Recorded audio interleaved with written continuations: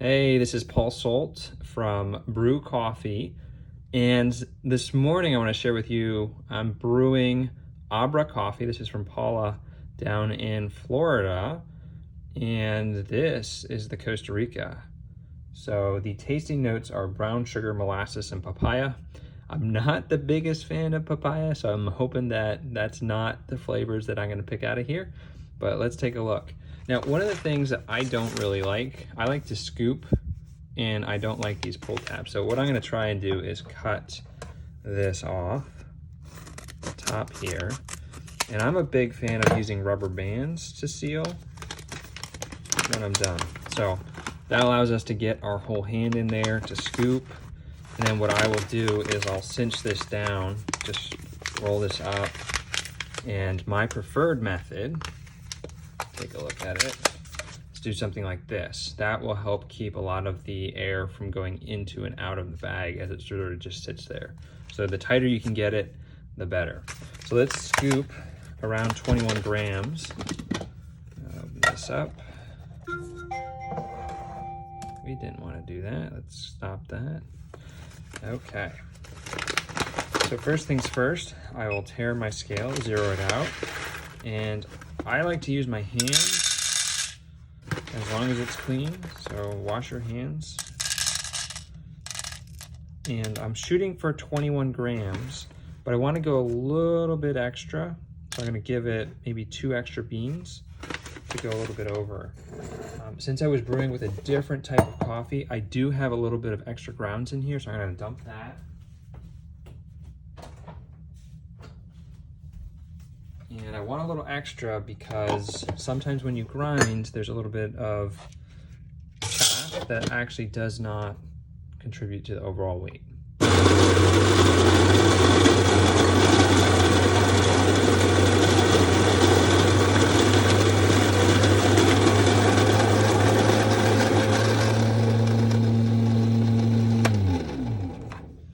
Okay, so next up, we're gonna make sure we ground everything. Oh, that smells really good. So that's the grind size that we're looking for. It is a pretty fine, it's not espresso, but it's definitely not super coarse. There's not big boulders or anything like that in here. Next up, I've got extra water, and I always rinse with boiling water. And that's for 2 reasons. 1, boiling water drains faster than cold water. 2, I want to heat up the ceramic Hario V60. It will radiate the heat back into the coffee bed if it's hot. And 3, because I found that if you pick up the filter while you're rinsing, you get more consistent drain times. So make sure that you pick it up, and what you're looking at is that water level as it goes down. It should go down quickly. If it's like going slow, that's not good. We're gonna have a problem with that filter. So I always also use these Hario V60 40-pack filters. I've had too many misses with the plastic wrapped 100 packs.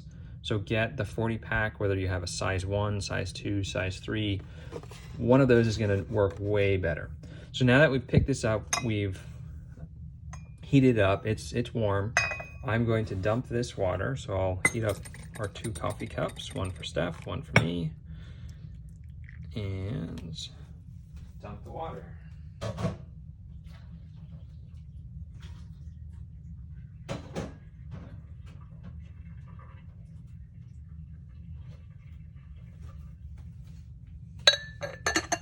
Okay, now we're ready for our coffee. Get this teapot out of the way.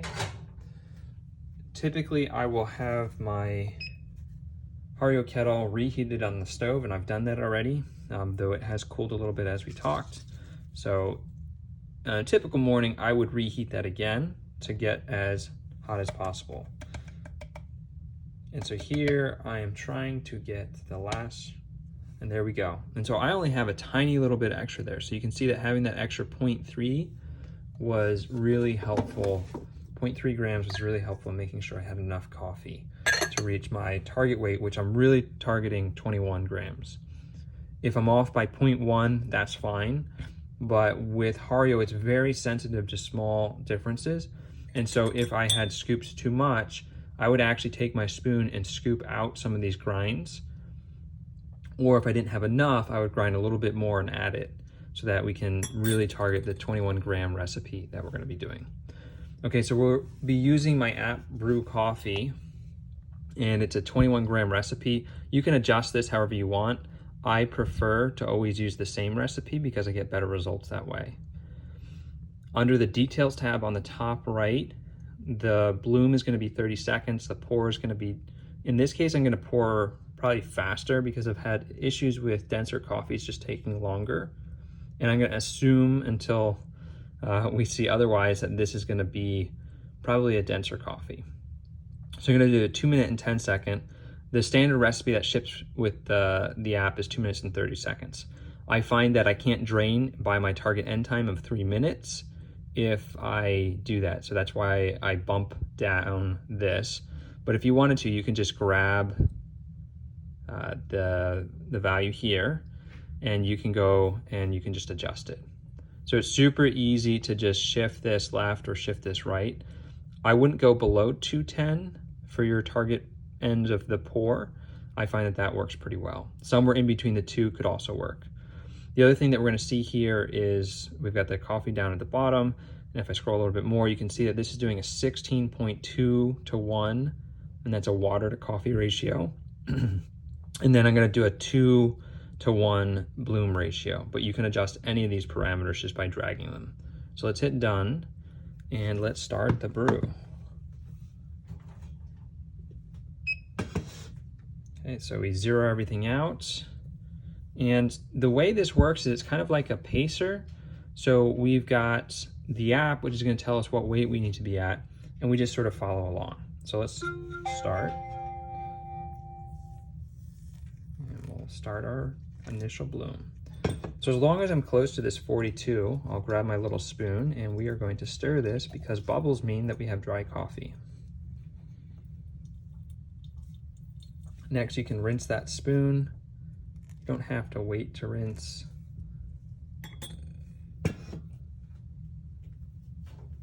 And then we'll wait for that bloom. So the bloom is 30 seconds, so we're now at 30 seconds. So now I'm gonna start pouring. And the other thing I'm gonna do while I pour is I'm gonna use two hands. So I've got this towel here, and I'm just gonna put that right underneath my kettle. And I wanna try and be as gentle as possible on this pour. So that's why I'm gonna use two hands. And we'll see how this coffee behaves. Every coffee that you brew with is gonna behave differently depending on how fresh it is.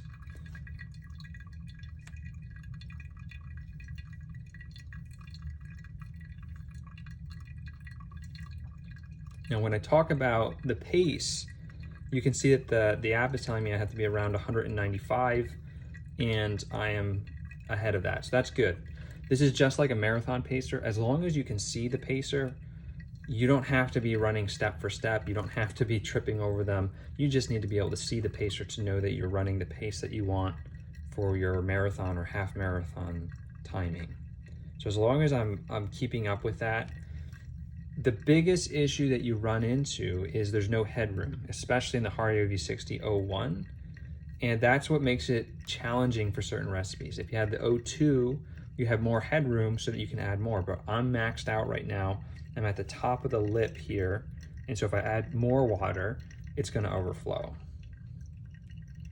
But that's okay, because we look like we're on track for the most part. We are a little behind, but since this is a faster pour time, where it's supposed to finish by 2 minutes and 10 seconds, I have a little bit of wiggle room. This is the first time I'm brewing with this coffee.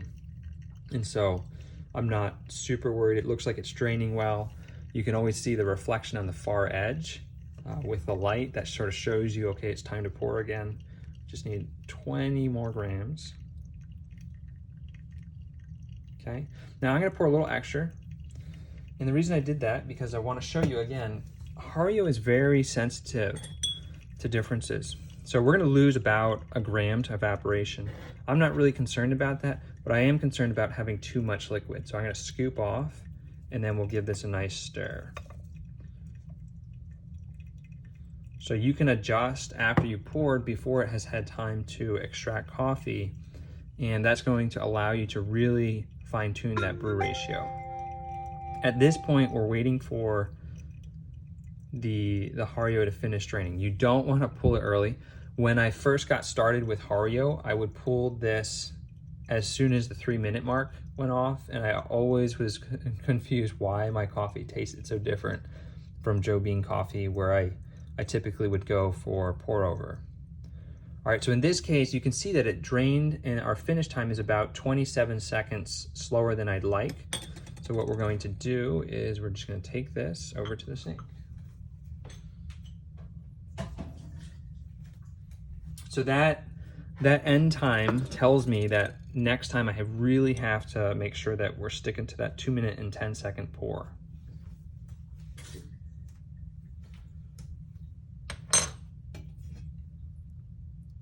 Okay, so we are going to taste this. I'm going to do something a little weird. I am going to aerate my coffee like you might decanter wine, and I'm going to do that with this thermos. These are my favorite thermos brand. Keeps it super hot. Don't burn yourself drinking out of them. So what I do to aerate is I just pour back and forth carefully. Don't pour on your fingers between the thermos and the carafe.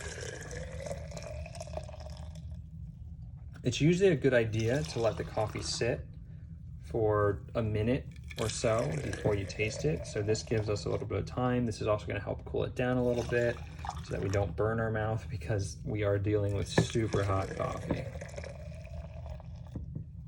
All right, so that's a good amount of bubbles. And now we can taste it. It's been 2 minutes. Technically, it's been 1.5 minutes since we finished the brew.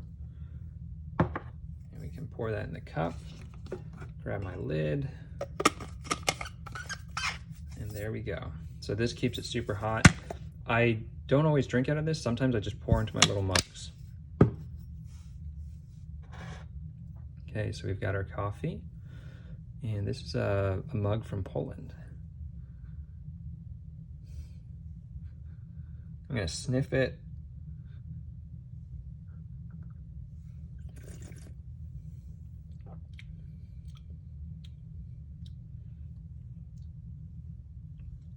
Definitely get a little bit of the molasses.